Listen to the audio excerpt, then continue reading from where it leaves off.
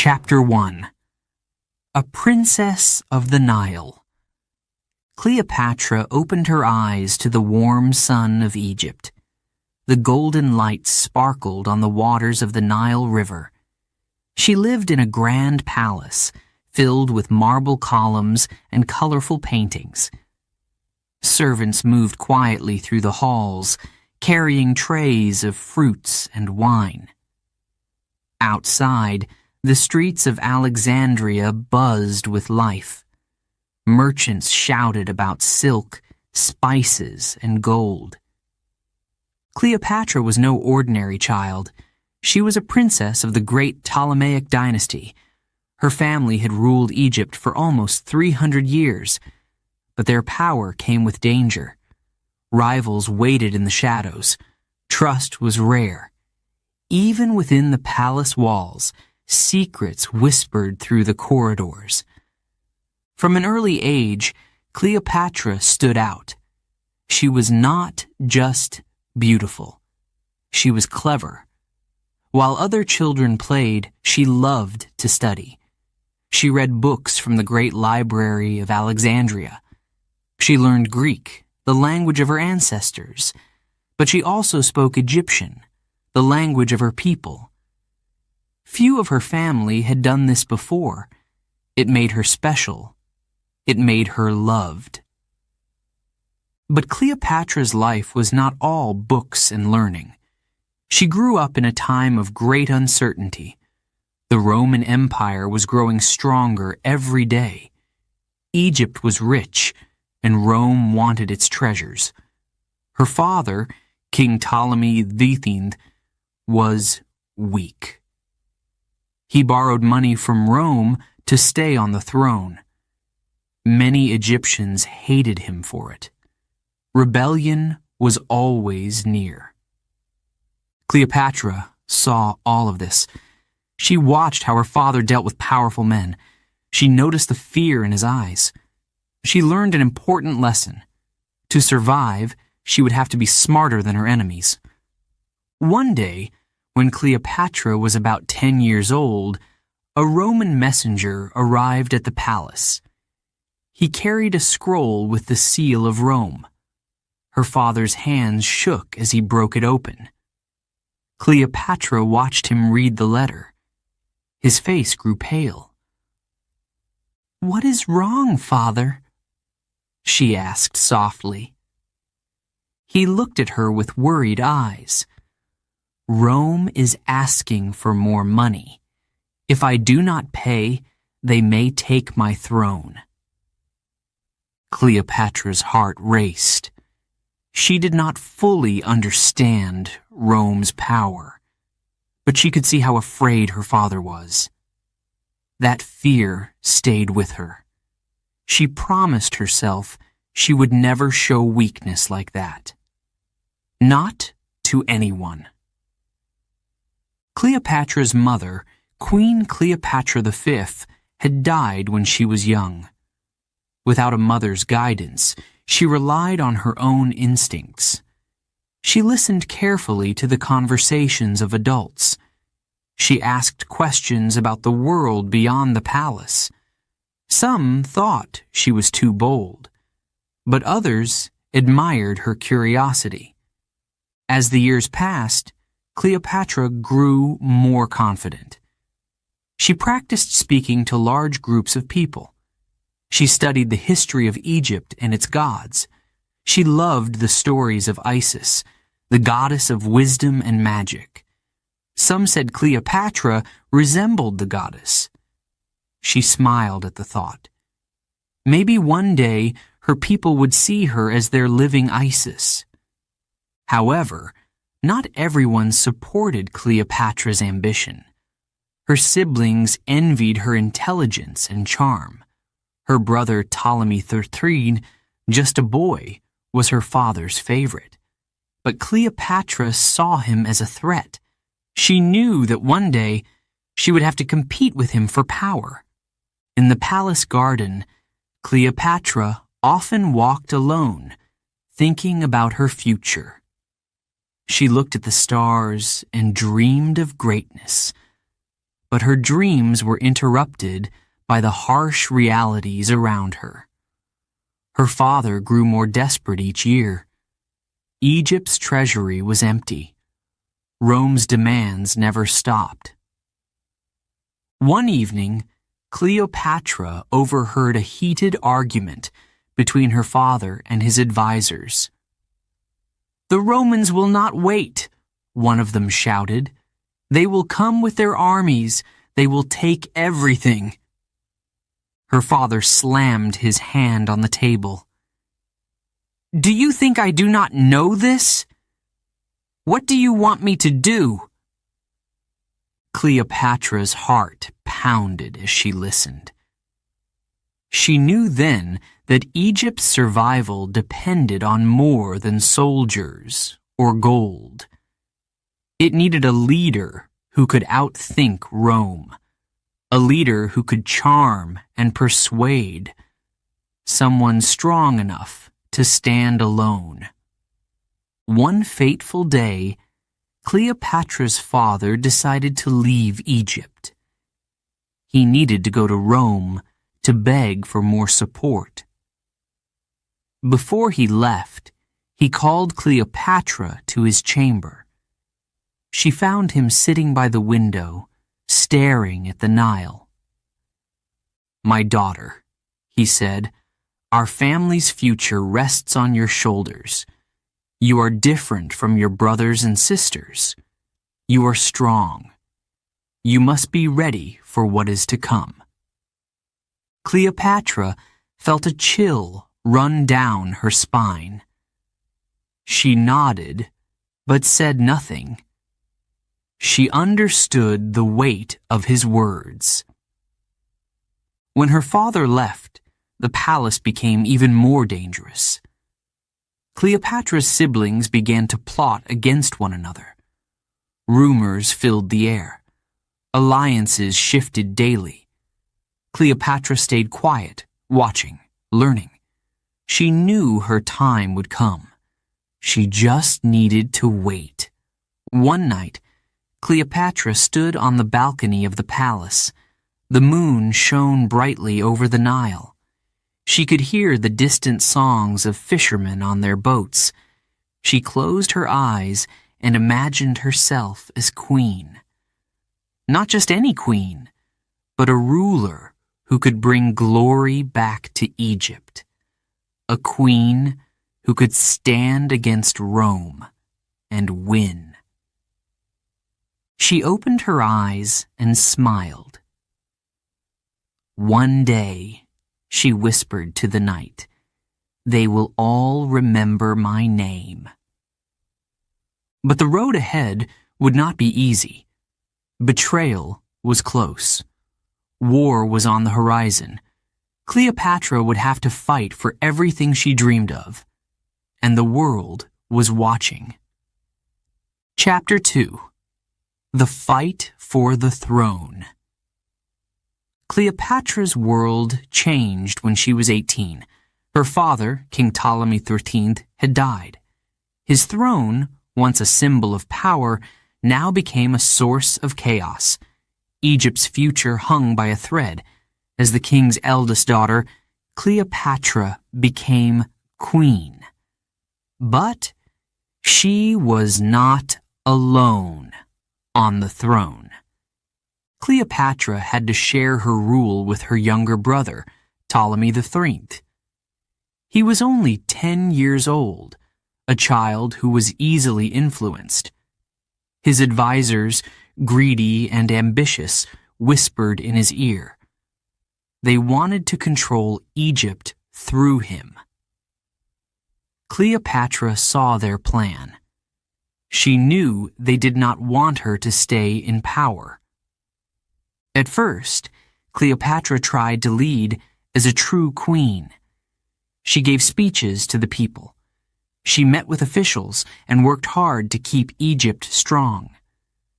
The Nile had flooded well that year, and the people hoped for a good harvest.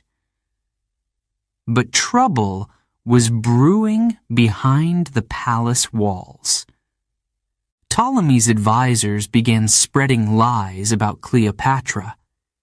They told the people that she wanted to rule alone, that she was dangerous. Cleopatra felt the walls closing in. Her allies in the court started to disappear. Some were bribed. Others were too afraid to help her. One evening, Cleopatra sat in her chamber, reading a letter from a trusted servant. The message was clear. The advisors were planning to remove her. They wanted her gone, forever. Cleopatra's heart raced. She knew what happened to rulers who lost power. They were killed or imprisoned. She would not let that happen to her. She had to act quickly. The next morning, Cleopatra walked through the palace gardens. The sun was warm, but she felt cold inside. She could see soldiers watching her from the shadows. They were not there to protect her.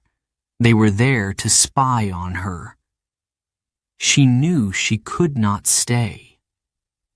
That night, under the cover of darkness, Cleopatra left the palace. She disguised herself in simple clothes like a common traveler. With a small group of loyal servants, she fled the city. The desert stretched out before her, endless and harsh. But it was her only escape. Cleopatra rode through the night, her heart pounding with fear and anger. The wind whipped against her face. The stars above were her only guide. As the palace disappeared behind her, she felt a mix of sadness and determination. She had lost her throne. But she had not lost her will to fight. The journey through the desert was not easy. The sun burned during the day, and the cold bit at night. Cleopatra's servants begged her to rest, but she refused. "We cannot stop," she said firmly. "If we stop, they will find us." Days turned into weeks. Cleopatra's small group finally reached safety in Syria. There, she began to plan her return. She sent messengers to gather support. She wrote letters to powerful allies, promising them rewards if they helped her. She knew she could not take back the throne alone. She needed an army. Meanwhile, in Alexandria, Ptolemy's advisors celebrated. They thought they had won. They declared Ptolemy the sole ruler of Egypt. But Ptolemy was just a boy, a puppet in their hands. The people of Egypt began to grow uneasy. They missed Cleopatra's strong leadership. Whispers spread through the city. Some still supported their queen. Cleopatra's chance came when she heard news from Rome. Julius Caesar, the most powerful man in the world, had arrived in Alexandria. He was there to settle a dispute between Cleopatra and her brother. Cleopatra knew this was her moment. If she could win Caesar's support, she could take back her throne. But how could she reach Caesar? Ptolemy's soldiers guarded the palace. She could not simply walk in. Cleopatra's mind raced. She needed a clever plan. One night, Cleopatra called her most trusted servant, Apollodorus. "We must get into the palace," she said, "but we must do it in secret." Apollodorus nodded. "I have an idea," he said. "We will hide you in a rug. I will carry it to Caesar as a gift. When he opens it, he will see you." Cleopatra smiled. It was risky, but it might work. The plan was set. The next evening, Apollodorus carried a large, rolled-up rug to the palace gates. The guards stopped him. "What is this?" one of them asked. "A gift for Caesar." Apollodorus replied calmly. The guards hesitated, but let him pass. They had no idea what was hidden inside. Apollodorus carried the rug into Caesar's chamber. The Roman general sat at a large table, studying maps. He looked up as Apollodorus entered. "What is this?" Caesar asked, pointing to the rug. "A gift, my lord," Apollodorus said. He placed the rug on the floor and began to unroll it. As the last layer of fabric fell away, Cleopatra appeared. She rose gracefully, her eyes meeting Caesar's. For a moment, there was silence. Then Caesar smiled. "You are bold," he said. "I like that." Cleopatra knelt before him. "I am here to ask for your help," she said. "My brother's advisors have betrayed me. They have taken my throne. I need your support to restore Egypt to its rightful queen." Caesar listened carefully. He was impressed by Cleopatra's courage and intelligence. She was not like anyone he had met before. He agreed to help her. The next morning, Caesar summoned Ptolemy and his advisors to the palace. They were furious when they saw Cleopatra standing beside him.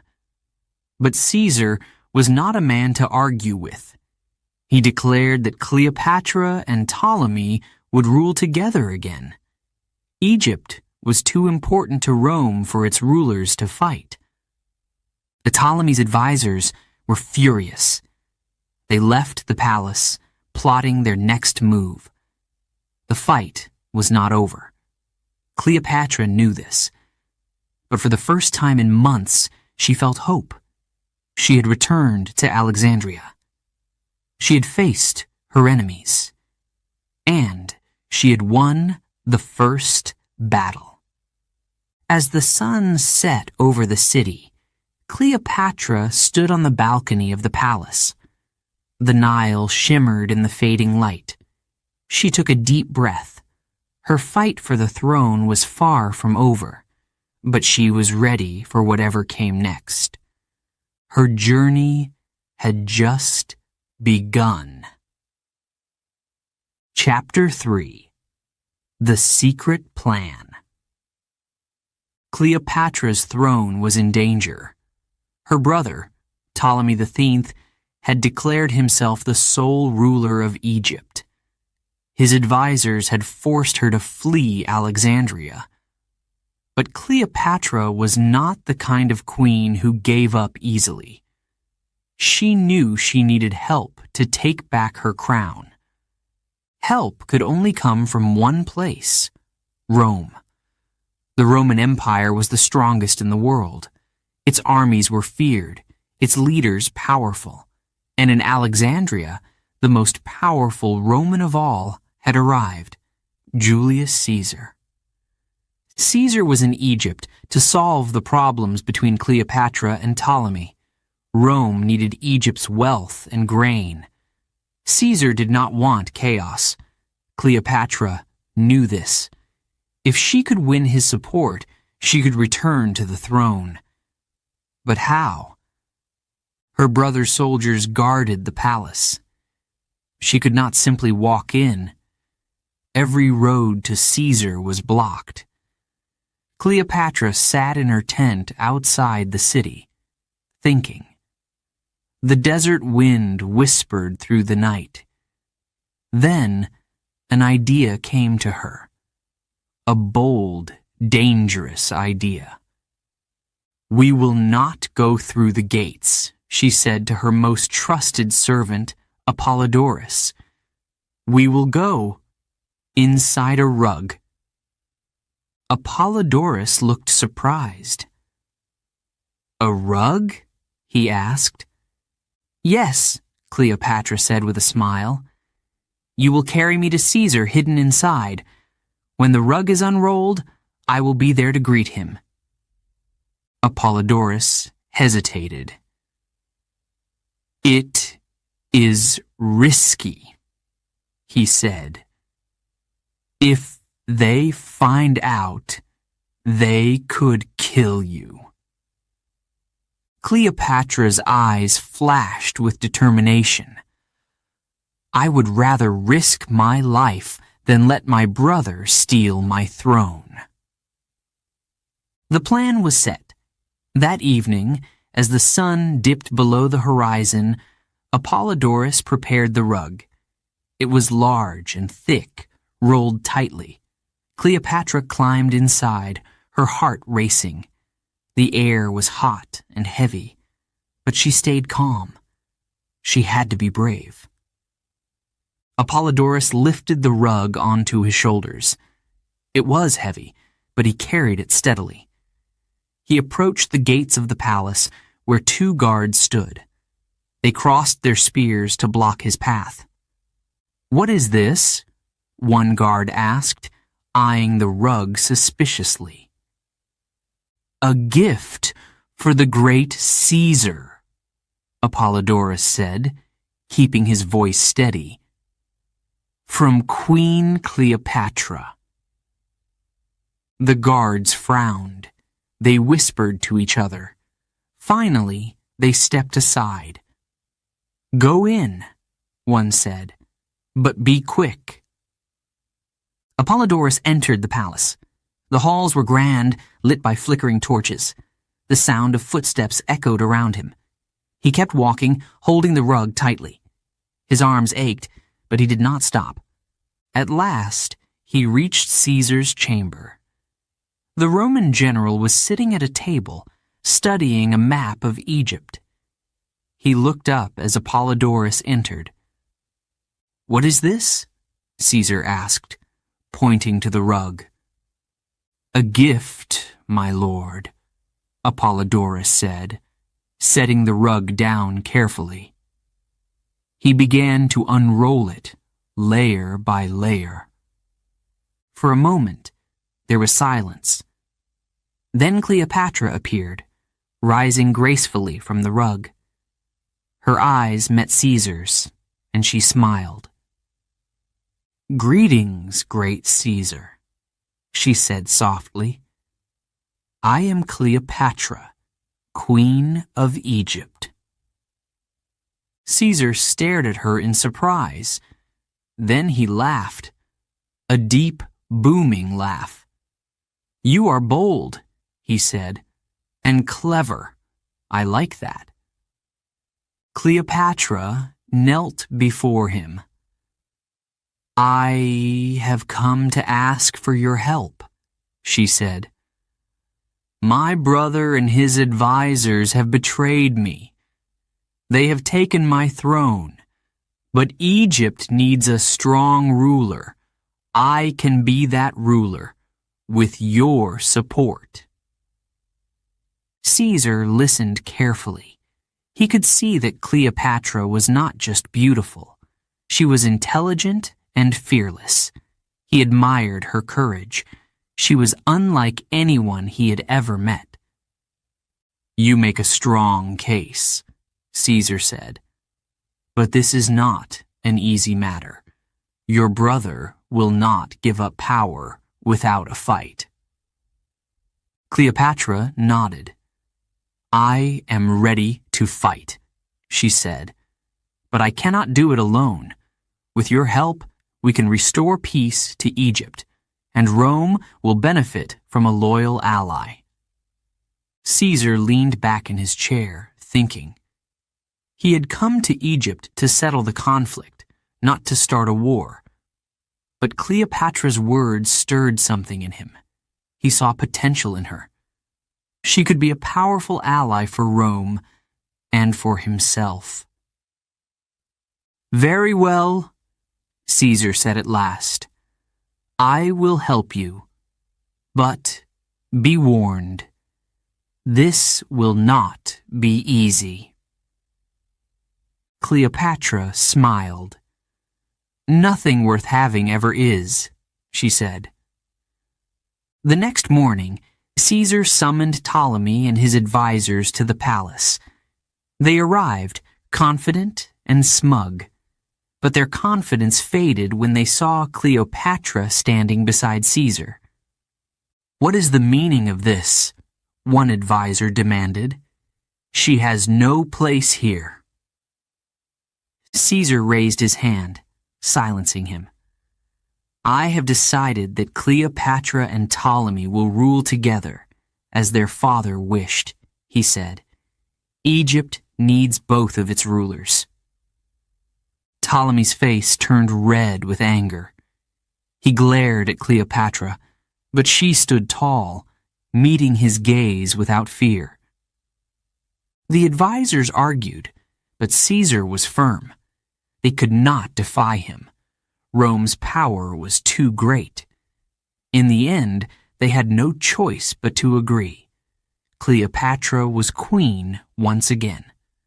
But the battle was far from over. Ptolemy's advisors left the palace, their minds filled with plans for revenge. Cleopatra knew they would not give up so easily. She would have to stay vigilant. That night, Cleopatra walked through the palace gardens. The air was cool, and the stars shone brightly above. She thought about the risks she had taken, the dangers she still faced. But she felt stronger than ever. She had faced Caesar and won his support. She had taken the first step toward reclaiming her throne. As she stood by the edge of the Nile, she whispered to herself, "This is only the beginning." Cleopatra's fight for power was far from over, but she was ready for whatever came next. Chapter 4. The Queen and the General. Cleopatra stood by Caesar's side in the grand palace of Alexandria. She had regained her place as queen, but her throne was not secure. Her brother Ptolemy XIII and his advisors were furious. They had agreed to share power, but they were already planning to remove her again. Cleopatra knew she needed Caesar's help to stay in control. Caesar admired Cleopatra. She was not only beautiful, but also sharp and confident. Together, they made a powerful team. Caesar wanted to bring order to Egypt, and Cleopatra wanted to rule her kingdom without fear. They worked on a plan to defeat Ptolemy and his allies. But Ptolemy would not give up easily. His advisors gathered an army to take Alexandria. Soldiers marched through the streets, and the city erupted into chaos. Cleopatra watched from the palace balcony as smoke rose in the distance. She clenched her fists. This was her city. She would not lose it. Caesar acted quickly. He sent his Roman soldiers to fight back. The streets of Alexandria became a battlefield. Shops burned, and terrified citizens hid in their homes. Cleopatra's heart ached for her people, but she knew this fight was necessary. If they did not win, Ptolemy would destroy everything. Inside the palace, Cleopatra and Caesar worked side by side. They studied maps, planned strategies, and sent orders to the soldiers.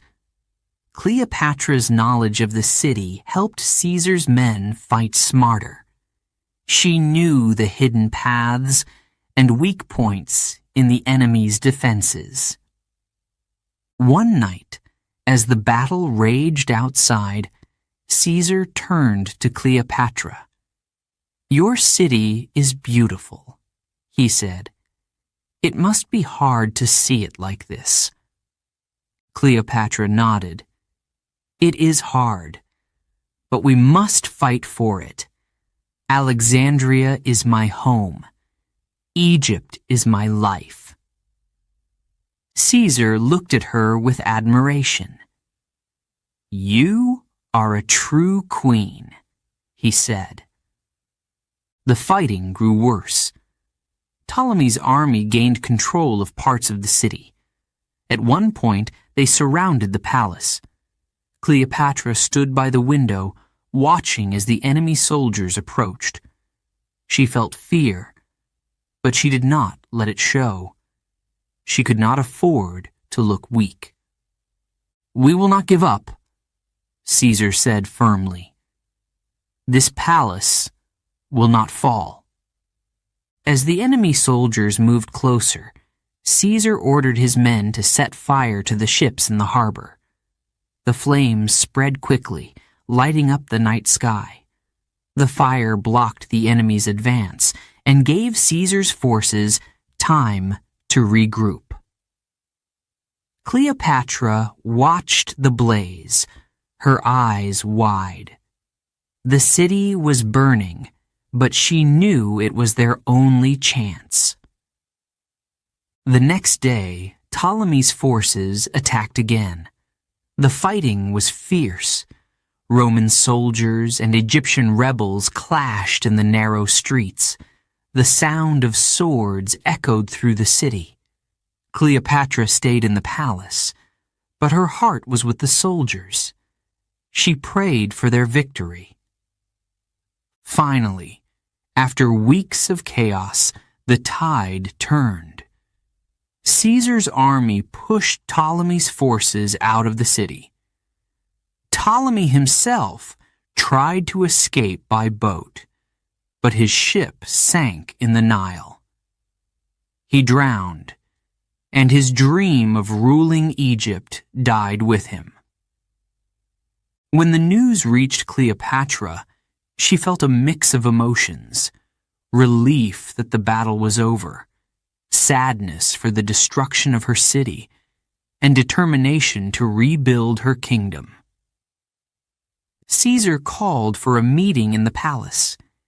He stood with Cleopatra before the Roman soldiers and Egyptian nobles. "The fighting is over," he announced. "Cleopatra is the rightful ruler of Egypt. She will lead this kingdom into a new era." The room erupted in cheers. Cleopatra felt a wave of pride. She had fought for her throne and won. With Caesar's help, she could now begin to restore Egypt. In the weeks that followed, Cleopatra worked tirelessly. She walked through the city, speaking to the people. She promised to rebuild what was lost. She gave food to those who were hungry and listened to the concerns of the nobles. Slowly, the city began to heal. Caesar stayed in Alexandria during this time. He and Cleopatra grew closer. They spent long evenings talking about politics, philosophy, and the future. Cleopatra admired Caesar's vision and strength. Caesar was fascinated by Cleopatra's intelligence and charm. Together, they dreamed of a powerful alliance between Rome and Egypt. One evening, as they watched the sun set over the Nile, Cleopatra spoke softly. "Do you think Egypt can ever be safe?" Caesar looked at her and nodded. "With you as its queen, I believe it can." Cleopatra smiled. She felt stronger with Caesar by her side, but deep down, she knew their alliance would not last forever. Caesar had responsibilities in Rome. One day he would leave, and she would have to face the challenges of ruling alone. For now, though, Cleopatra focused on the present. She worked to strengthen Egypt's economy, improve trade, and secure her borders. She knew that every decision she made would shape her kingdom's future. The city of Alexandria began to shine again. The people cheered for Cleopatra as she rode through the streets in her golden chariot. They called her the living Isis, a goddess in human form. Cleopatra accepted their praise with grace, but she never let it distract her. She knew there was still much work to do. As the months passed, Caesar prepared to return to Rome. Cleopatra felt a pang of sadness. She knew she owed her throne to him, but she also knew she had earned his respect. He had seen her strength and determination. He had seen her as a true queen. Before he left, Caesar made one last promise. "Rome will always stand with Egypt," he said, "and I will always stand with you." Cleopatra watched as Caesar's ship sailed away. She felt a mix of hope and uncertainty. She had reclaimed her throne, but her journey was far from over. Challenges still lay ahead. But Cleopatra was ready. She had faced fire and chaos and had come out stronger. As she stood on the palace balcony, looking out over her city, Cleopatra whispered to herself, "Egypt is mine, and I will protect it, no matter what." The queen had triumphed, but the story of her reign was just beginning. Chapter 5. A Son for Egypt. Cleopatra's life changed forever when her son was born. The palace was filled with joy. Musicians played, servants danced, and the people of Alexandria celebrated. Cleopatra named the child Caesarion, meaning Little Caesar. She claimed he was the son of Julius Caesar, the most powerful man in the world. For Cleopatra, Caesarion was more than a child. He was the future of Egypt. She dreamed of him growing up to be a great king, a ruler who could protect their land from Rome's greed. She believed Caesarion's bloodline, both Egyptian and Roman, made him special. But not everyone saw it that way. News of Caesarion's birth spread quickly. In Alexandria, the people rejoiced. They saw him as a gift from the gods, a symbol of Egypt's strength. Cleopatra carried him through the streets, and the crowd cheered. Mothers held their children high to see him. Fathers called out blessings for their new prince. But far away in Rome, the news caused suspicion. Caesar already had a wife, Calpurnia. He had no children with her. Some Romans whispered that Cleopatra's child was not truly Caesar's. Others feared what the child represented: a future where Egypt and Rome were tied too closely together. Cleopatra ignored the rumors. She focused on raising Caesarion. She surrounded him with the best teachers. He learned to read and write in Greek and Egyptian. She taught him about the gods and the history of their land. She sang to him at night and told him stories of great kings and queens. She wanted him to know his destiny, to rule. But even as Cleopatra dreamed of Caesarion's bright future, trouble was brewing. In Rome, Caesar was gaining enemies. Many senators believed he was becoming too powerful. They were alarmed by his closeness to Cleopatra. Some saw her as a dangerous foreign queen, using her charm to control him. Cleopatra felt the tension during her visits to Rome. The city was grand but cold to her. The people stared at her with suspicion. Caesar welcomed her openly, but she noticed the frowns of his friends and allies. She wore the finest clothes and jewels to show her power, but it only made the whispers grow louder. One evening, Cleopatra and Caesar sat together in his villa. She held Caesarion in her arms, watching as he played with a golden rattle. "Do you think they will accept him?" she asked softly. Caesar sighed. "They will have no choice," he said. "He is my son." Cleopatra nodded, but doubt lingered in her mind. Caesar's words were strong, but Rome was full of dangers. She knew the senators feared her influence. They did not want Caesar to bring Egyptian customs to their city. She could feel their hostility like a shadow following her. As the months passed, Cleopatra began to worry more.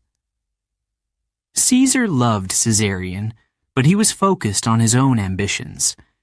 He wanted to become Rome's first emperor. Cleopatra wondered if his dreams of power would put them all at risk. Back in Alexandria, Cleopatra worked to secure her son's future. She strengthened Egypt's defenses and built alliances with neighboring kingdoms. She wanted to make Egypt strong enough to protect Caesarion if the Romans ever turned against him.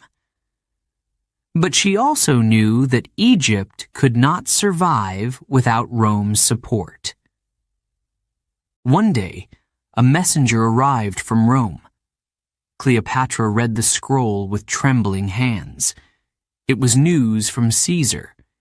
He had declared himself dictator for life. He was now the most powerful man in Rome. Cleopatra smiled, but her heart felt heavy. Power always brought enemies. She thought of Caesarion, playing in the palace gardens. She had to protect him. But how could she protect him from dangers she could not see? Soon after, Cleopatra received another letter. This one brought terrible news. Caesar had been assassinated. The senators had stabbed him to death in the Senate House. Cleopatra fell to her knees, the letter crumpling in her hand. Caesar was gone. Her protector, her ally, her son's father, dead. The palace was silent. Cleopatra sat alone in her chamber, holding Caesarion close. Tears ran down her face as she thought of the future. Without Caesar, everything had changed. Rome would be in chaos, and she and her son were now more vulnerable than ever. In the days that followed, Cleopatra made a decision. She would not let Caesar's death destroy her. She would fight for Caesarion's place in the world.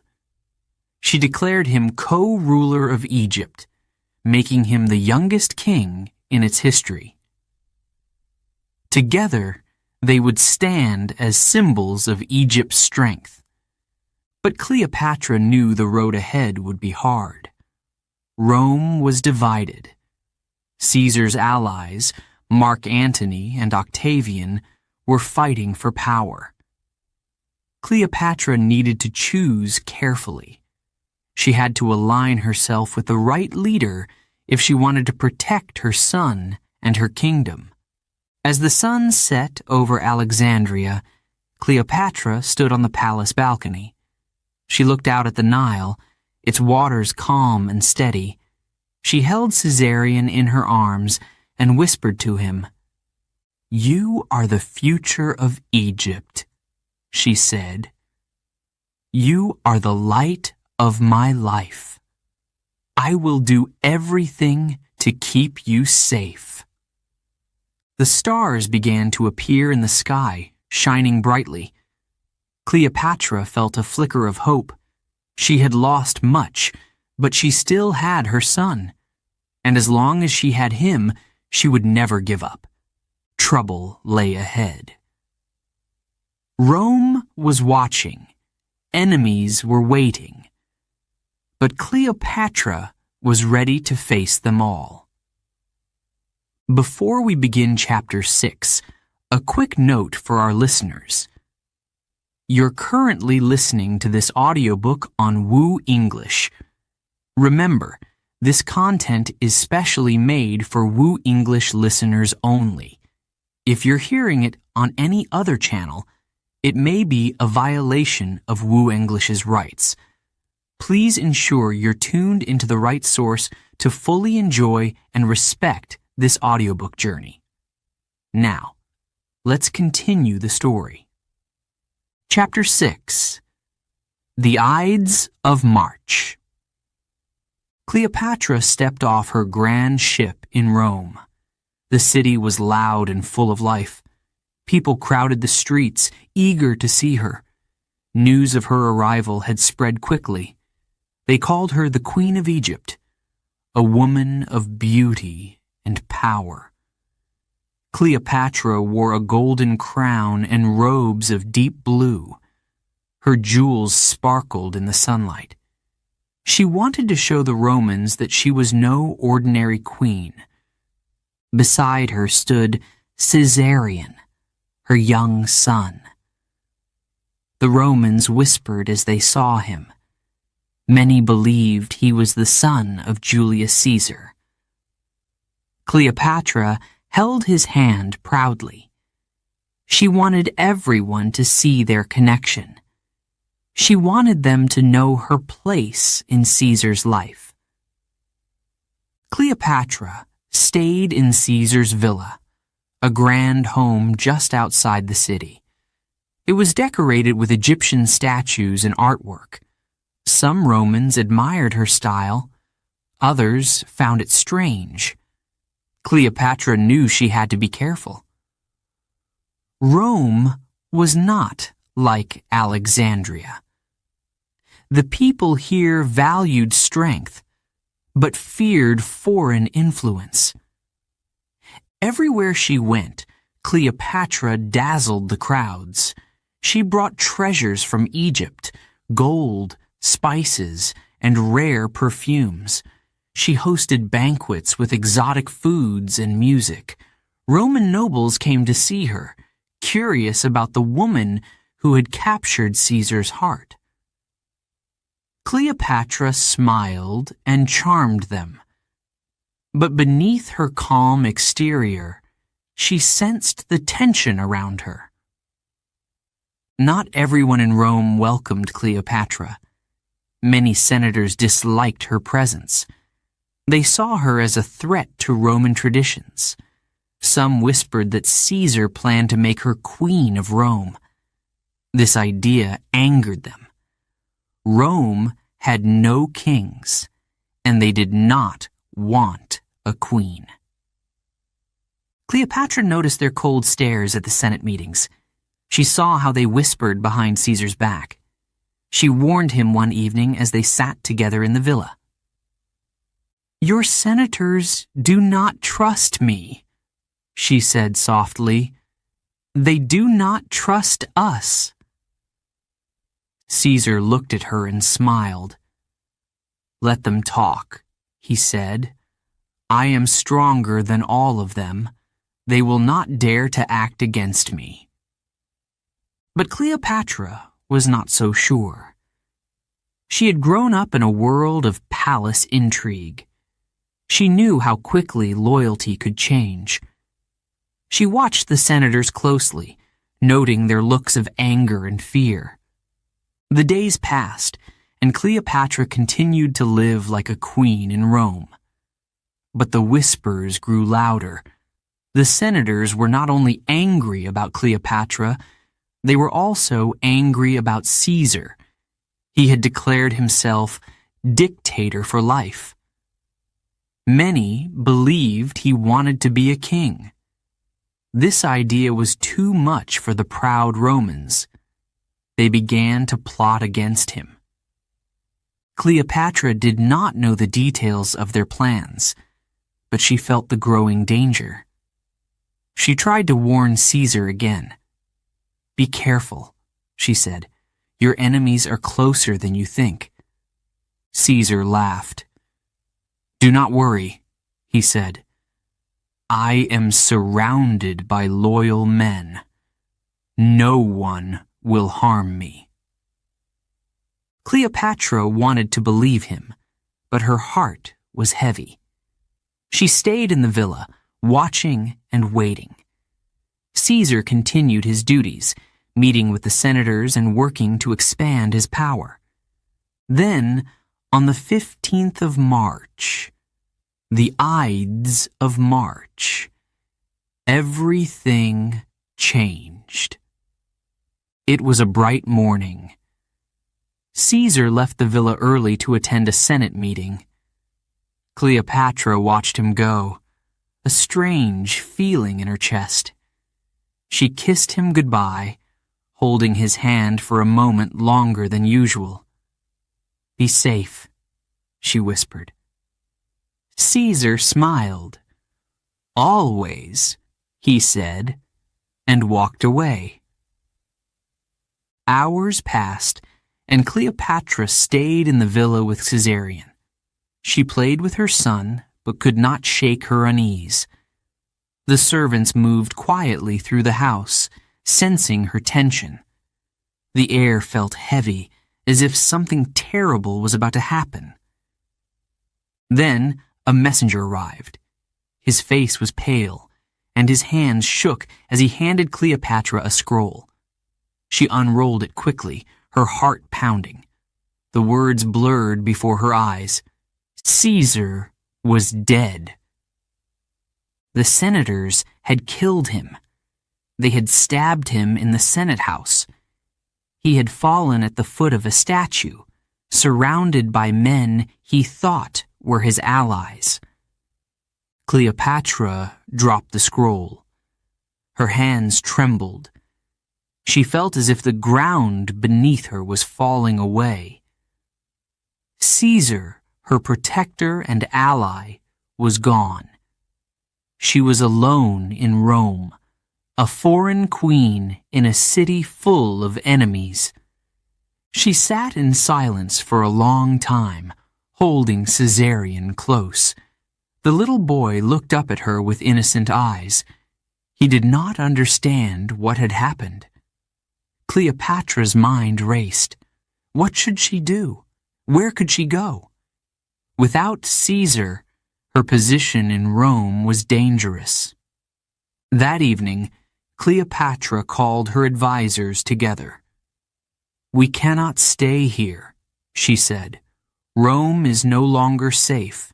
We must return to Egypt." The next morning, Cleopatra prepared to leave. She packed her treasures and boarded her ship with Caesarion. The streets of Rome were quiet as they departed. The people were mourning Caesar, their great leader. But Cleopatra knew that the senators were celebrating. They had gotten what they wanted. As the ship sailed down the Tiber River, Cleopatra stood at the railing, staring at the city fading in the distance. She felt anger rising in her chest. Caesar had been a great man, but he had underestimated his enemies. Now she would have to face hers alone. The journey back to Egypt was long and difficult. Cleopatra spent much of it in thought. She knew that Caesar's death would change everything. Rome was in chaos. His allies, Mark Antony and Octavian, were fighting for power. Cleopatra wondered which of them would emerge as the new leader. When she arrived in Alexandria, Cleopatra stepped off the ship with her head held high. The people welcomed her back with cheers, but she felt no joy. Her heart was heavy with loss. She had loved Caesar, and she had trusted him. Now, she had to face the future without him. That night, Cleopatra sat by the Nile, holding Caesarion in her lap. She looked at the stars above and thought about the challenges ahead. Rome was unstable, and Egypt was vulnerable. She knew she would have to be strong, for her son, for her kingdom, and for herself. "You will be a great king one day," she whispered to Caesarion. "I will make sure of it." The queen had lost her greatest ally, but she was not defeated. Cleopatra was determined to protect her son and her kingdom, no matter what it took. Chapter 7. A New Ally. Mark Antony. Cleopatra sat in her palace, staring at the Nile. Years had passed since Caesar's death, but the pain was still fresh in her heart. Rome was now ruled by 3 men, Octavian, Mark Antony, and Lepidus. They called themselves the Second Triumvirate. Together, they controlled the empire. But Cleopatra knew that Rome was full of ambition and betrayal. These men would not remain allies forever. Cleopatra had focused on strengthening Egypt. She had rebuilt the economy and secured her borders. But she knew Egypt's future still depended on Rome. Caesarion, her son, was growing into a strong and intelligent boy. She wanted him to inherit a kingdom that could stand tall. For that, she needed an ally. That ally came in the form of Mark Antony. He was one of Rome's most powerful leaders. Antony was bold and confident, with a reputation as a great general. He was known for his charm and love of life. Cleopatra had heard many stories about him, and she was curious. One day, a messenger arrived from Rome. Antony wanted to meet Cleopatra. He had summoned her to Tarsus, a city in the east. Cleopatra saw this as an opportunity. If she could win Antony's support, Egypt would be safer. But she also knew that Antony would not be easy to impress. She would have to make a grand entrance. Cleopatra prepared carefully. She wanted Antony to see her as a queen, a goddess, a woman unlike any other. She ordered a magnificent ship to be built. The sails were made of purple silk, and the oars were covered in gold. The ship was filled with flowers and music. She dressed as the goddess Aphrodite, wearing a golden crown and sparkling jewels. When Cleopatra's ship arrived in Tarsus, the people were amazed. Crowds gathered along the riverbank to watch. The air was filled with the scent of perfume and the sound of harps. Cleopatra reclined on the deck, surrounded by servants. She looked, every inch, a queen. Antony watched from the shore, smiling. He was impressed. He had heard about Cleopatra's beauty and intelligence, but now he saw her power as well. He sent an invitation for her to join him for dinner. But Cleopatra, always clever, sent a reply. "No, you must dine with me on my ship." Antony laughed at her boldness and agreed. That night they sat together under the stars, feasting on Egyptian delicacies. Cleopatra entertained Antony with her wit and stories. She spoke of her plans for Egypt and her vision for the future. Antony listened, captivated. "You are unlike anyone I have ever met," he said. Cleopatra smiled. "And you, Mark Antony, are not what I expected. You are bold, but you are also kind." They talked late into the night. By the end of the evening, they had formed a bond. Antony saw Cleopatra not just as a queen, but as a partner. Cleopatra saw Antony as a powerful ally, and perhaps something more. Over the next few weeks, Antony and Cleopatra spent more time together. They hunted, feasted, and laughed. Antony admired Cleopatra's intelligence and strength. Cleopatra admired Antony's bravery and charm. They became lovers, their relationship filled with passion and ambition. Antony promised to protect Egypt. He gave Cleopatra control of more land, making her kingdom even stronger. Cleopatra, in turn, promised to support Antony in his battles against Rome's enemies. Together, they dreamed of ruling the world. But their love was not without challenges. In Rome, Antony's alliance with Cleopatra caused anger. Many Romans saw her as a threat. They feared she was trying to control Antony, just as they had feared she would control Caesar. Octavian, Antony's rival, used this to turn public opinion against him. "Antony has forgotten Rome," Octavian declared in the Senate. "He has given his heart and his loyalty to a foreign queen." The people of Rome began to question Antony's loyalty. Even some of his allies turned against him. But Antony did not care. He was determined to stand by Cleopatra.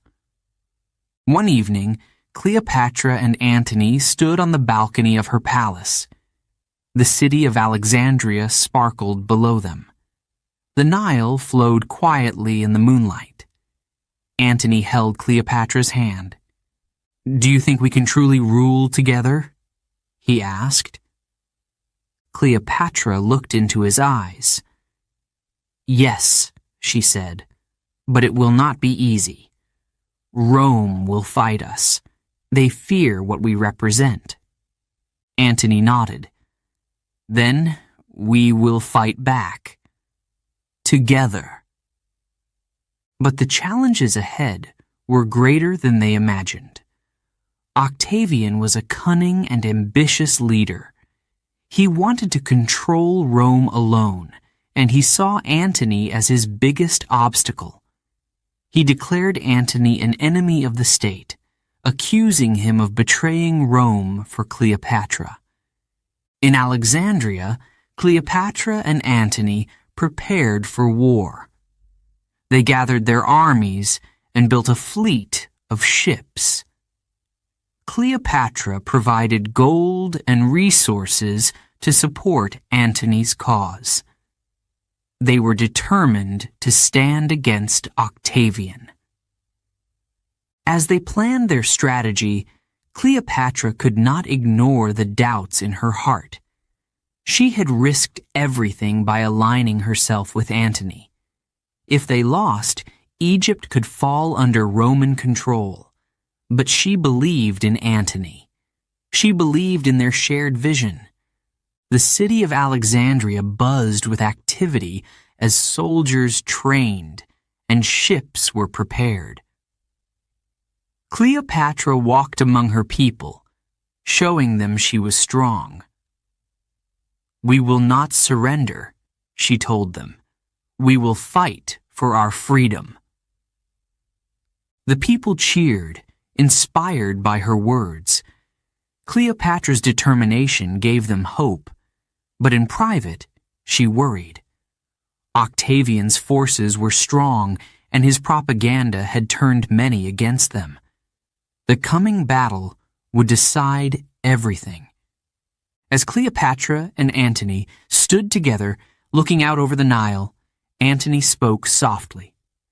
"No matter what happens, I am proud to stand by your side." Cleopatra smiled. "And I am proud to stand by yours." The bond between the queen and the general was unbreakable, but the road ahead was uncertain.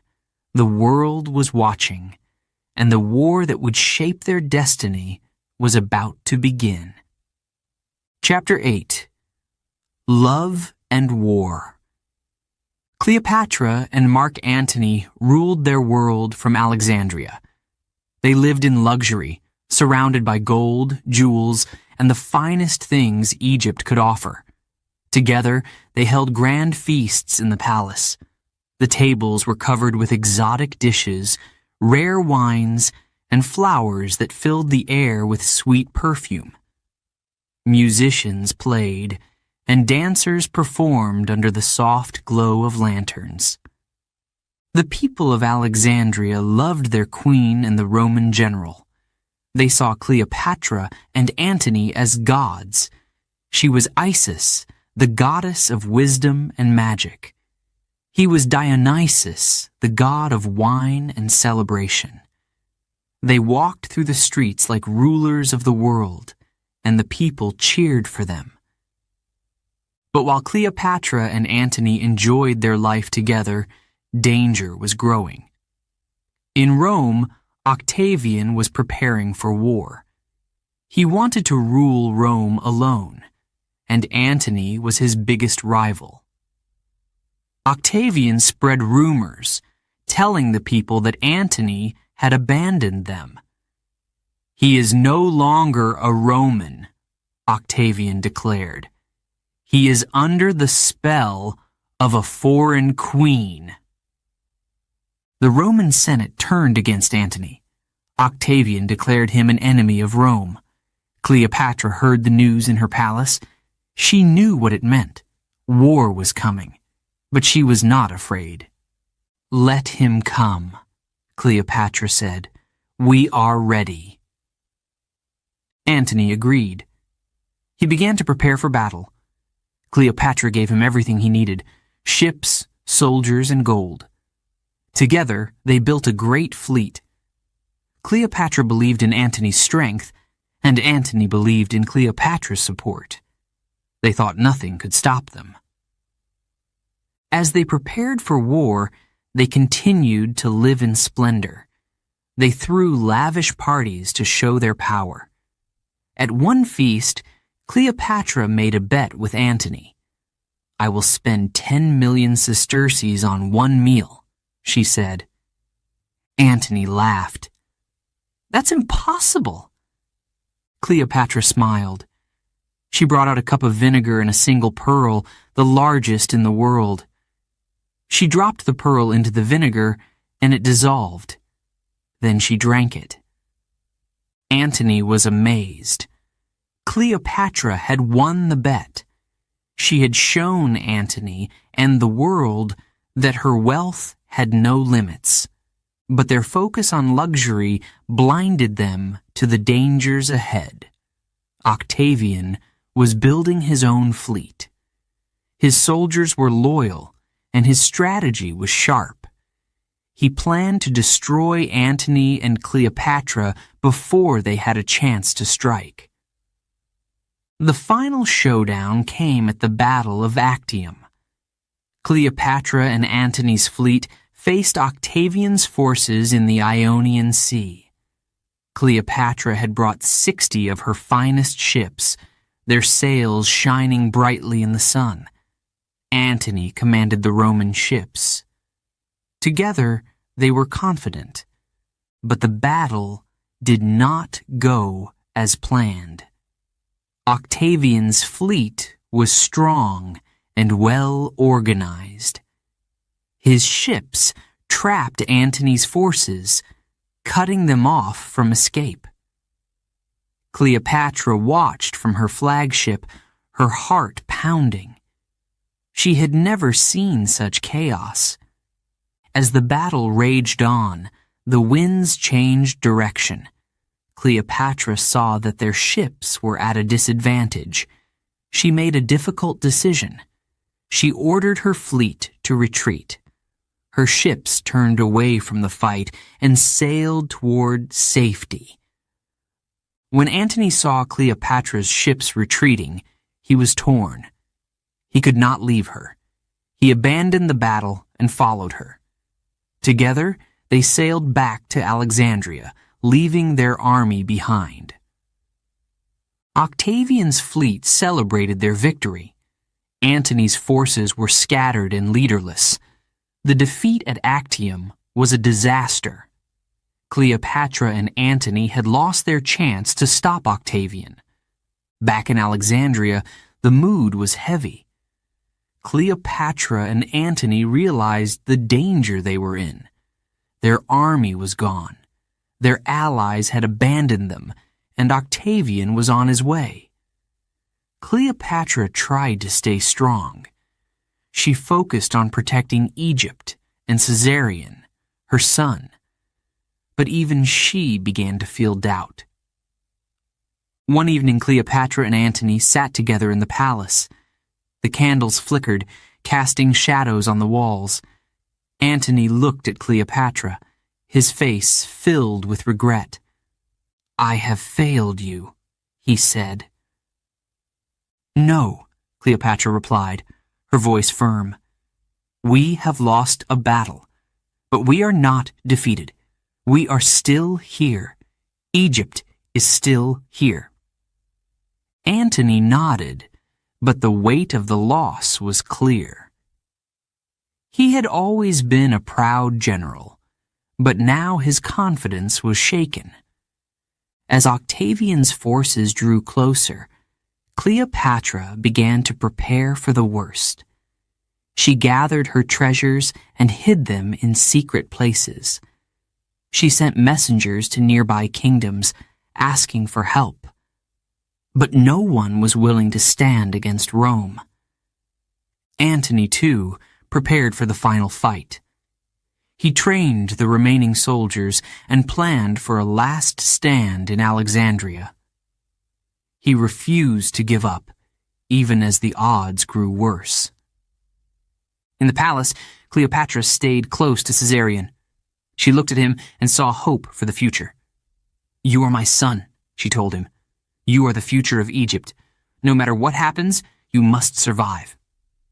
The days passed, and the tension in Alexandria grew. Cleopatra and Antony still held each other close, but they knew the end was near. Their love had been powerful, but it had also blinded them. They had underestimated Octavian's strength, and now they were paying the price. One night, as the city slept, Cleopatra stood on the palace balcony. She looked out at the Nile, its waters calm and steady. She thought about all they had lost and all they still had to fight for. Antony joined her, placing his hand on hers. "Do you regret it?" he asked. Cleopatra shook her head. "No, I would rather fight with you and lose than live without you." Antony smiled. "Then we will fight together." But in her heart, Cleopatra knew the truth. Their love was strong, but it could not stop the tide of war. The end was coming, and they could not escape it. Chapter 9. The Battle of Actium.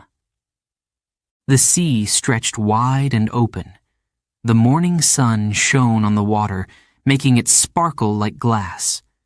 Cleopatra stood on her flagship, her eyes scanning the horizon.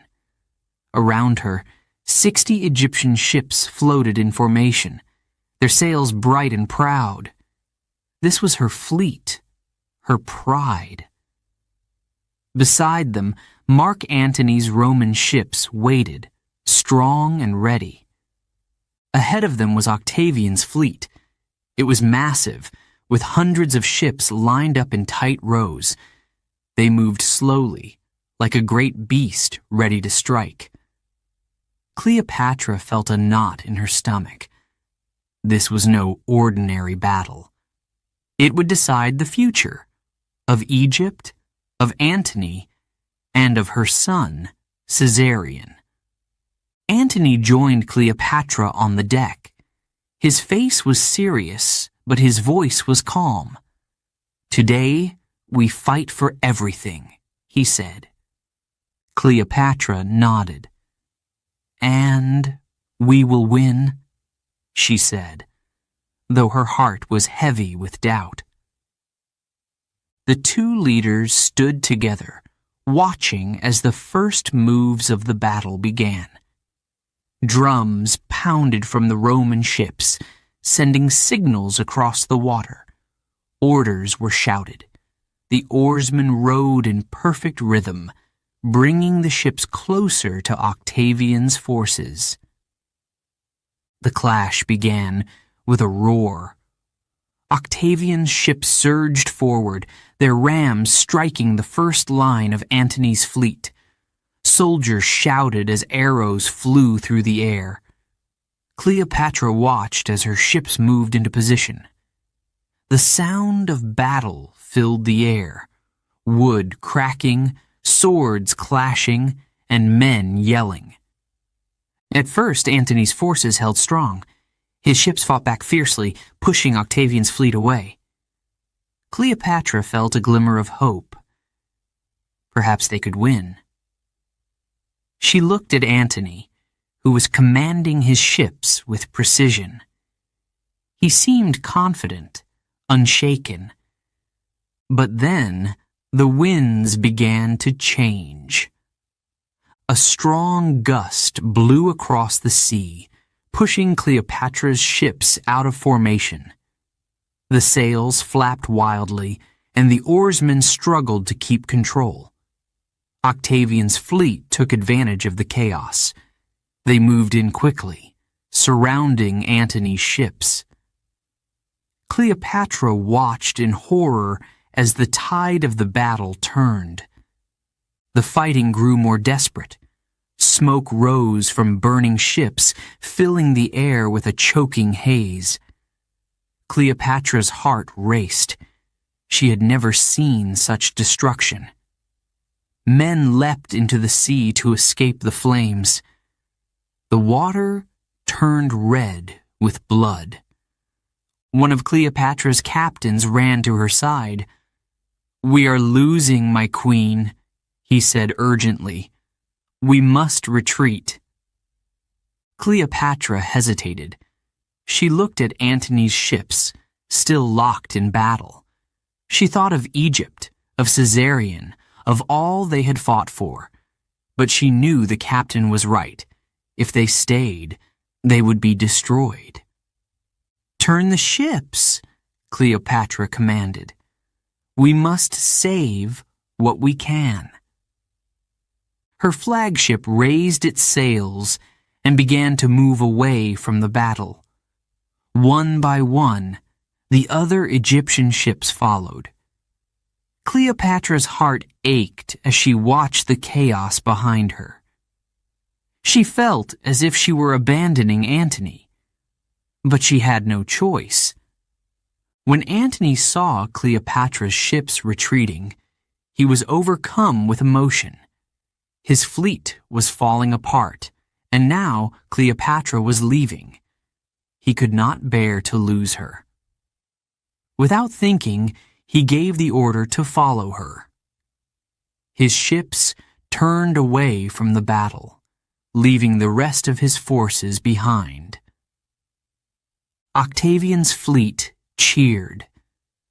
The battle was over. Antony and Cleopatra had been defeated. Their dream of victory had crumbled. As their ships sailed back toward Alexandria, the mood was heavy. Antony was silent, his face filled with anger and shame. Cleopatra stayed in her cabin, unable to face him. She stared out the window, watching the waves crash against the sides of the ship. She felt a deep sense of failure. Everything they had worked for seemed lost. When they reached Alexandria, the city was quiet. The people had heard of the defeat. They looked to Cleopatra for answers, but she had none. She retreated to the palace, avoiding the crowds. Antony, too, withdrew, spending his days in solitude. Weeks passed, and the weight of the loss grew heavier.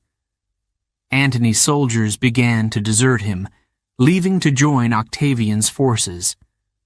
Cleopatra's allies turned away, no longer trusting her strength. The once great couple found themselves isolated, surrounded by enemies. One evening, Cleopatra went to Antony's chambers. He sat alone, staring at a map of the world.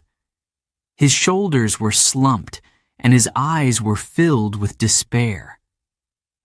"I failed you," he said quietly. Cleopatra shook her head. "No," she said, "we failed together, but it is not over." Antony looked at her, a flicker of hope in his eyes. "What can we do?" he asked. "Octavian's forces are too strong." Cleopatra took a deep breath. "We must be smart," she said. "We must protect Egypt and Caesarion.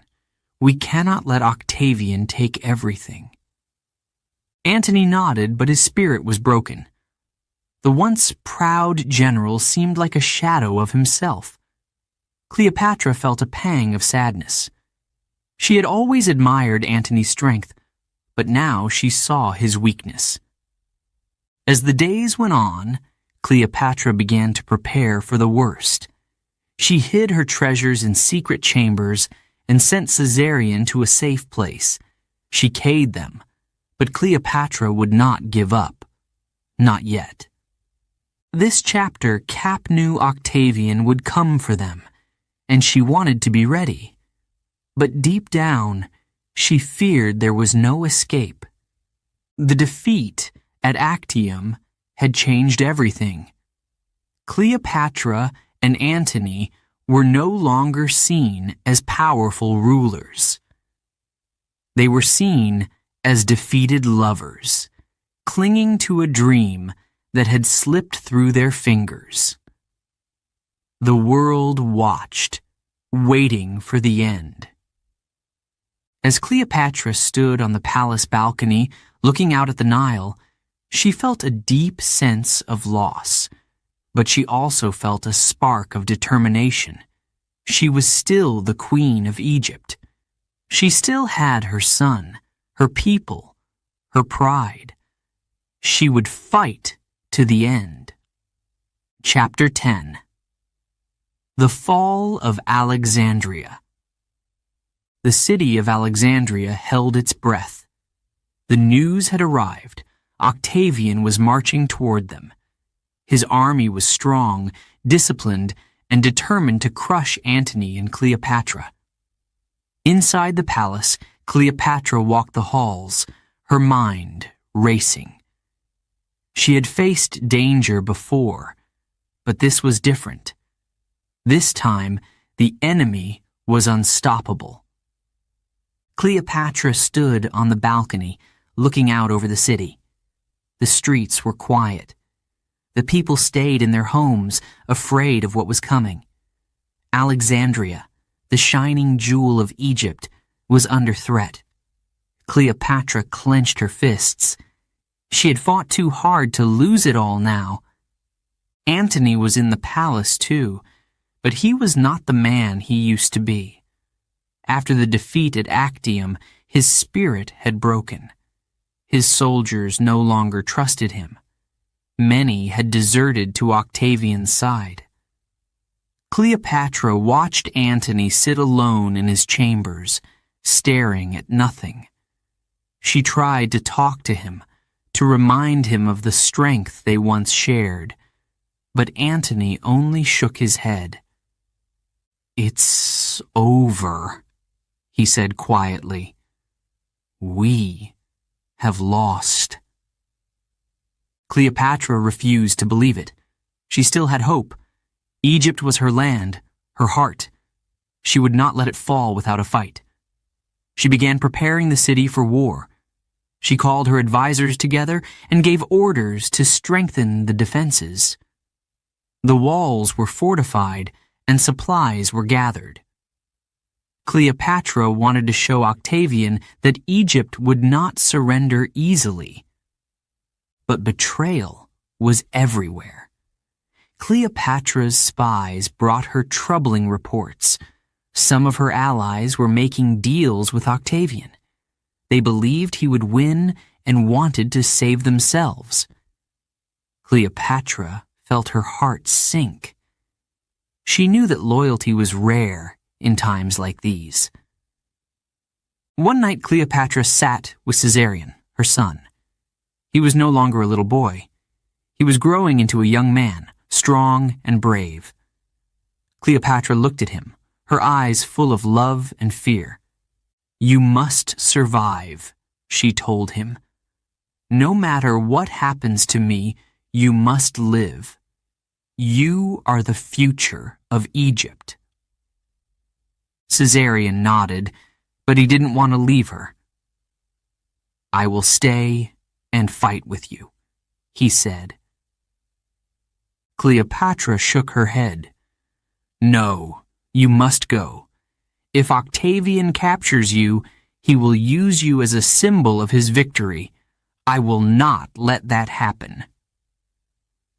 Cleopatra made arrangements for Caesarion to escape. She sent him to a safe place, far from Alexandria. As she watched him leave, tears filled her eyes. She felt as if a part of her was being taken away. But she knew it was the right decision. Her son's life was more important than anything else. Meanwhile, Octavian's army grew closer. His soldiers surrounded Alexandria, cutting off the city from the outside world. Inside the palace, tension filled the air. Cleopatra tried to stay strong, but the pressure was immense. She knew the city could not hold out forever. Antony tried to rally his remaining troops, but their numbers were too small. His confidence was gone. Some days, he barely spoke. Cleopatra watched him with sadness. This was the man she had loved, the man who had once stood beside her like a god. Now, he seemed lost. The final blow came when Antony's most trusted general betrayed him. The general surrendered to Octavian, taking with him the last of Antony's army. Cleopatra received the news in the early morning. She sat in silence, feeling the weight of defeat. There were no soldiers left to fight. The city was defenseless. Octavian sent a message to Cleopatra. He demanded her surrender. Cleopatra read the letter carefully. She knew that if she gave up, Octavian would take her to Rome as a prisoner. He would parade her through the streets as a trophy, a symbol of his power. Cleopatra could not let that happen. She was a queen, not a trophy. In her private chamber, Cleopatra made a plan. She gathered her closest servants and gave them instructions. She wanted to be ready for whatever came next. She prepared her most valuable treasures, hiding them in secret places throughout the palace. If Alexandria fell, at least her legacy would survive. As the sun rose over the city, Cleopatra stood by the window, watching the Nile. The water was calm, but the air was heavy with tension. She felt the weight of her decisions pressing down on her. She had done everything she could. Now, she could only wait. Antony, meanwhile, was overcome with despair. He believed Cleopatra had already surrendered to Octavian. His heart broke at the thought. Unable to face the shame, Antony took his own life. Cleopatra found him moments later lying on the floor of his chamber. She cried out in grief, holding him as he took his last breath. The palace was silent. Cleopatra felt as if the world had stopped. She had lost Antony, her partner, her love. But there was no time to mourn. Octavian's soldiers were at the gates. The city was about to fall.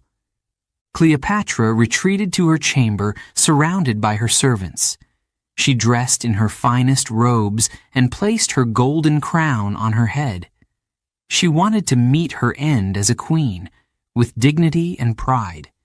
She refused to let Octavian humiliate her. When Octavian's forces entered the palace, they found Cleopatra seated on her throne. She looked calm, almost regal. Octavian himself approached her, offering words of false kindness. "You are a worthy opponent," he said. "Now, you must come with me to Rome." Cleopatra met his gaze, her eyes full of defiance. "I will never be your prize," she said. The Queen of Egypt had faced her greatest challenge. She had lost her city, her love, and her army. But she had not lost her pride. As Octavian prepared to take her to Rome, Cleopatra began to think of her final move. She was not finished yet. Chapter 11. The Last Queen's Choice. Cleopatra sat in her chamber, the weight of the world on her shoulders. News of Antony's death had shaken her to her core. He had believed she was dead, a cruel misunderstanding that led him to take his own life. Now, she was truly alone. Her heart ached with sorrow. Antony had been her partner, her love, her ally in this fight. Without him, the world felt emptier. But Cleopatra knew she could not collapse under her grief. Octavian was waiting. She had to decide what to do.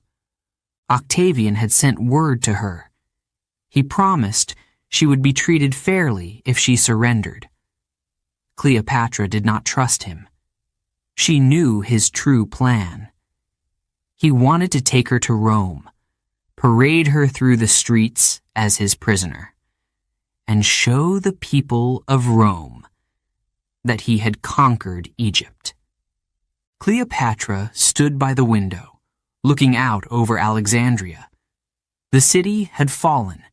Its streets were quiet, its people subdued. The once great capital of Egypt was now under Roman control. Cleopatra felt anger rise within her. She had fought so hard for her kingdom, for her son, for her people. She could not let it all end in humiliation. She called her advisors and closest servants together. "We must think carefully," she said.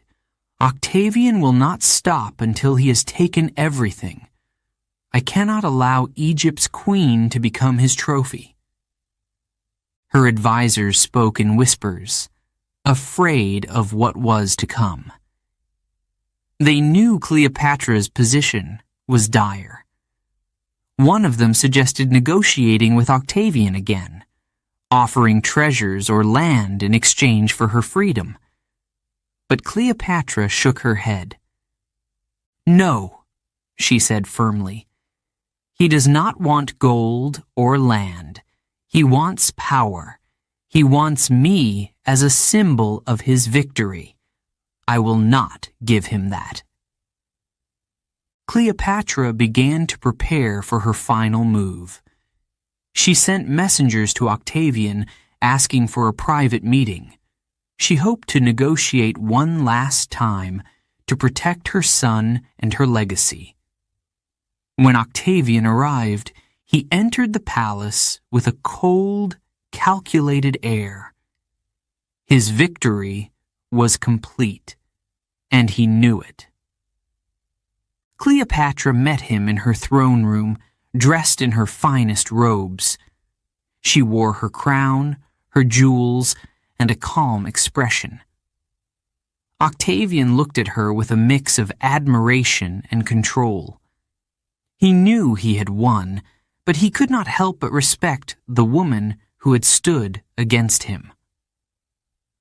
"Queen Cleopatra," he said, his voice smooth. "Your fight is over. Surrender to Rome, and I will ensure you are treated fairly." Cleopatra studied him carefully. She saw the ambition in his eyes, the hunger for power. She knew he would never let her live freely. His promises were empty. He wanted her as a prisoner, a symbol of his triumph.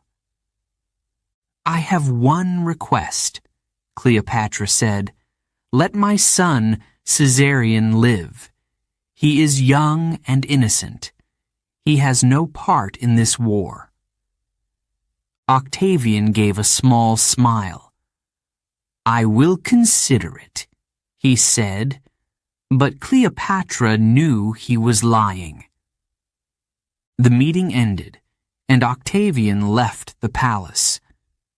Cleopatra returned to her chamber, her mind racing. She could not trust him. She could not let him control her fate. She had to act. Cleopatra ordered her servants to bring her treasures, gold, jewels, and silks. She had them placed around her chamber, creating an image of wealth and power. If she was going to die, she wanted to die as a queen. She sent one final message to Octavian, inviting him to the palace to discuss terms. But in truth, Cleopatra had no intention of surrendering. She had made her choice. She would not live as a prisoner. She would not be paraded through Rome like a conquered slave. In secret, Cleopatra had asked her servants to bring her a basket of figs. Inside the basket, hidden beneath the fruit, was a small but deadly snake, an asp. Its bite was quick and painless, a way to escape the humiliation Octavian had planned for her. As night fell, Cleopatra sat in her chamber. The room was quiet, the air heavy with anticipation. She thought of her life, her victories, her struggles, her loves. She thought of Antony and how he had died believing she was gone. She thought of Caesarion, her son, and prayed he would find safety. Cleopatra took the basket in her hands. The snake moved silently inside. Her servants stood nearby, their faces filled with sorrow. They loved their queen, but they understood her choice. Cleopatra looked at them and gave a small smile. "Do not be sad," she said softly. "I am going to meet Antony." She reached into the basket and took the asp in her hand. The snake coiled around her arm, its movements smooth and calm. Cleopatra raised it to her chest. The bite was quick, a sharp sting that faded almost instantly. She let the snake fall back into the basket. Her servants rushed to her side, tears streaming down their faces. Cleopatra leaned back, her breathing slow. She felt a strange peace wash over her. She had taken control of her fate. Octavian would not have her. She was still a queen, even in death. When Octavian's soldiers entered the chamber the next morning, they found Cleopatra lying on her golden bed, dressed in her finest robes. Her crown rested on her head, and her face was calm. Octavian stared at her, his victory soured by the sight. Cleopatra had denied him the triumph he so desperately wanted. The Queen of Egypt was gone, but her legend had just begun. Cleopatra's choice ensured that she would be remembered not as a prisoner, but as a ruler who refused to bow. Her story would echo through the ages, a tale of courage, love, and defiance. Chapter 12. A Legacy of Power. Cleopatra's death was the end of an era. With her gone, Egypt fell under Roman control.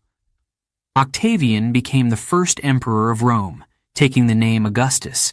The Ptolemaic dynasty, which had ruled Egypt for centuries, was no more.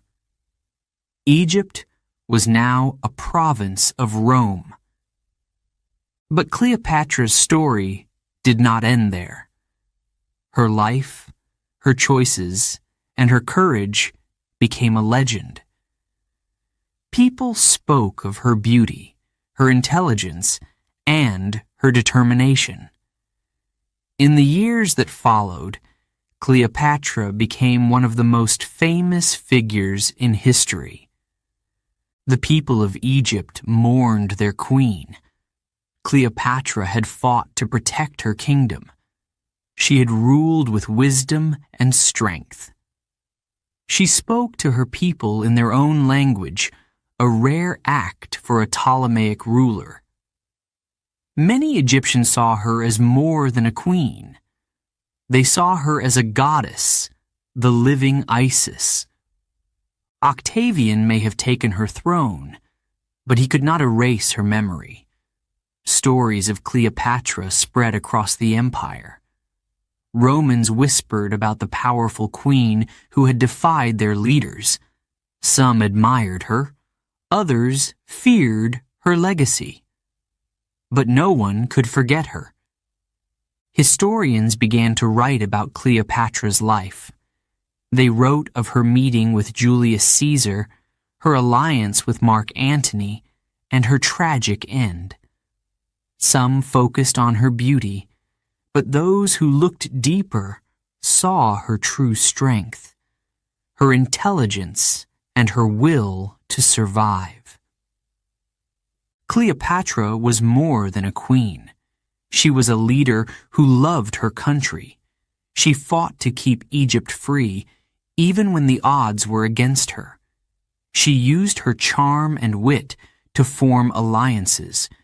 She dared to stand against the most powerful empire in the world. Even her death was an act of defiance.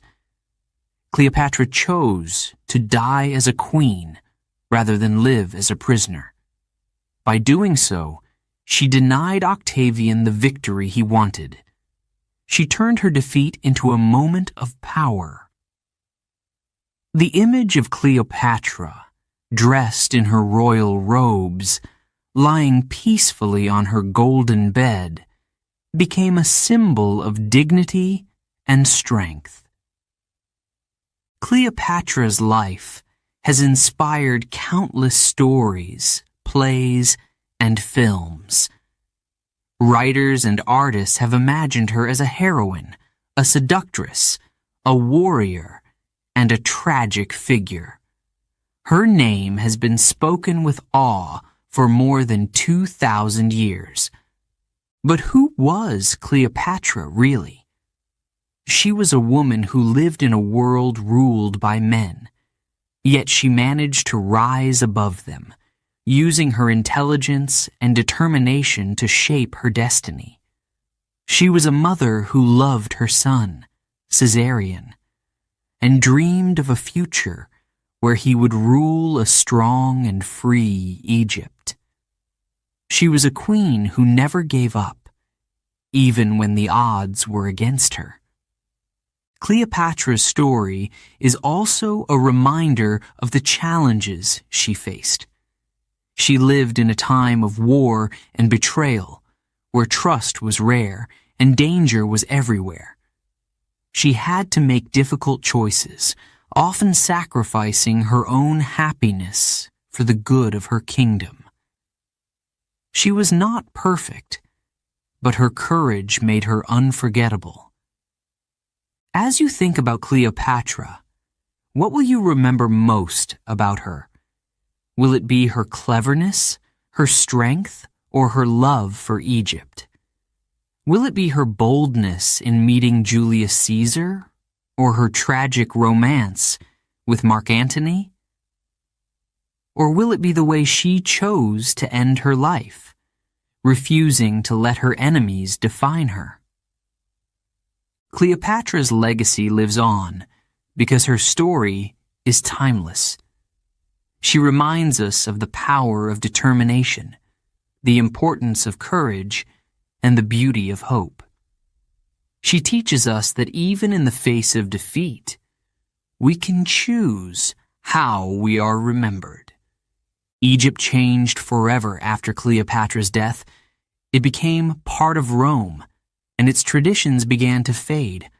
But Cleopatra ensured that her culture, her people, and her spirit would not be forgotten. Her name is still spoken with respect and wonder, a symbol of strength and leadership.